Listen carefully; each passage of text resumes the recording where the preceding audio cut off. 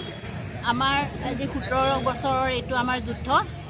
প্ৰথম কথা হ'ল বিকশিত অসমত এজন ডাইনেমিক মুখ্যমন্ত্ৰী থকাৰ পাছত আমি এনেকৈ প্ৰাপ্য বিচাৰি আন্দোলন কৰাটো অকণমানে শোভনীয় নহয়।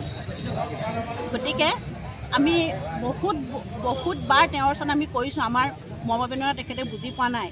আজি 17 বছৰে তেখেতৰ ওচৰত আমি গৈ আছোঁ, আমি কৈ আছোঁ, আমাক বুজি পোৱা নাই, কৈ আছোঁ, তেখেতে বুজি পোৱা নাই। বহুত কষ্ট কৰোঁ আমি, বহুত কষ্ট কৰোঁ মানে আমাৰ কোনো আমাৰ বন্ধ নাথাকে। শনিবাৰ, দেওবাৰ, ফ'ৰ্থ ছেটাৰডে, ছেকেণ্ড ছেটাৰডে আমাৰ কোনো বন্ধই নাথাকে। যেতিয়া আমাৰ বিভাগৰ পৰা এটা নিৰ্দেশনা আহে কামটো কৰিব লাগে বুলি আমি ইমান তাৰমানে হৃদয়ৰ পৰা কামটো কৰোঁ।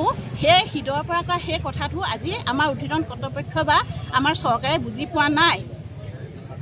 আমি মানে নিজৰ সংসাৰখন মানে এফলীয়া কৰিও আমি কৰ্মখিনি কৰোঁগৈ। এতিয়া চাওক আমি কাতি বিহুত আমাৰ ছুটি নাই। কাতি বিহুত আমি গধূলি 7টা বজালৈকে আমি ফিল্ডত আছোঁ।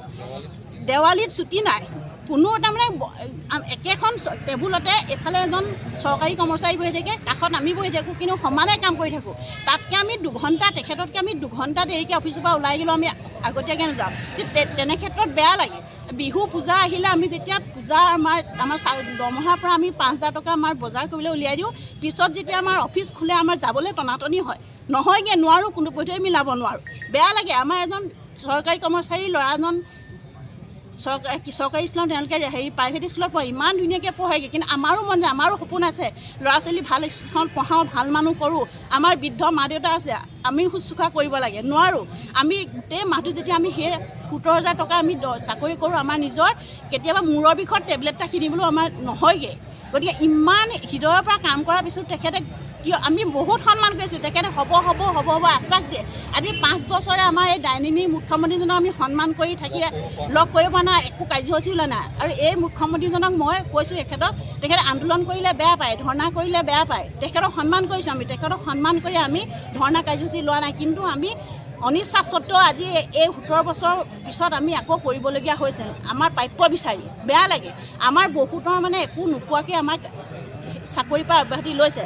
আৰু আমাৰ প্ৰায় সংখ্যকে আমাৰ চাকৰি মানে বয়স শেষ হৈ গৈছেগৈ। কিছুমান এনেকৈ ডিউটি কৰি থাকে, কৰ্তব্য অৱস্থাত ঘূৰি আহোঁতে বা যাওঁতে এক্সিডেণ্ট হৈছে, কোনোবা ঢুকাইছে, সেইবিলাকতো চৰকাৰৰ কোনো মনোনিৱেশ নায়েই, একো নিদিয়েই, বয়সো গুচি গৈছে। গতিকে কিমান কম আৰু মই এই আপোনালোকৰ চেনেলৰ জৰিয়তে আমাৰ বিভাগৰ কৰ্তৃপক্ষক আৰু মুখ্যমন্ত্ৰী মহোদয়ক সজোৰে প্ৰাৰ্থনা কৰিছোঁ যে আমাৰ এই দুখ বেদনা বুজক।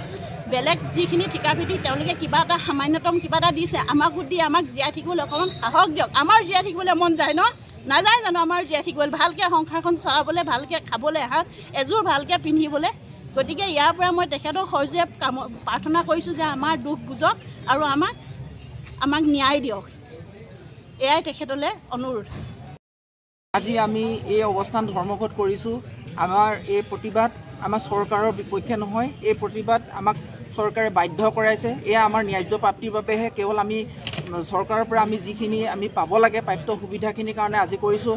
আজি চাওক আমাৰ প্ৰতিজন আমাৰ কৰ্মচাৰী সতীৰ্থই আমাৰ পঞ্চায়ত আৰু গ্ৰামোন্নয়ন বিভাগৰ প্ৰতিজনে যথেষ্ট নিষ্ঠা আৰু সততাৰে কাম কৰি গৈছে। যথেষ্ট মানে কষ্ট একাকাৰ কৰিছে।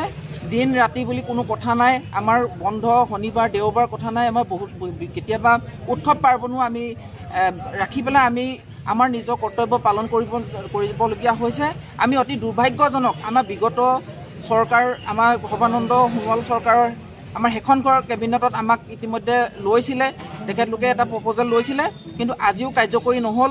আমি সেয়া এটা আমাৰ প্ৰশ্ন হৈ হৈছে কাৰণ আমাক কিয় এনেকৈ ধৰণে বৰ্তমান চৰকাৰখনে আমাক উপেক্ষা কৰিছে। অন্যান্য যিবিলাক বিভাগত ঠিকাভিত্তিক কৰ্মচাৰী আছে তেওঁলোকক যি ধৰণে পৰ্যাপ্ত সুবিধা দিব পাৰিছে, আমিও তাৰ দাবীদাৰ। সেয়েহে আজি এই ধৰণে আমি প্ৰতিবাদস্থলীত বহিবলগীয়া হৈছে। আমি আশাবাদী।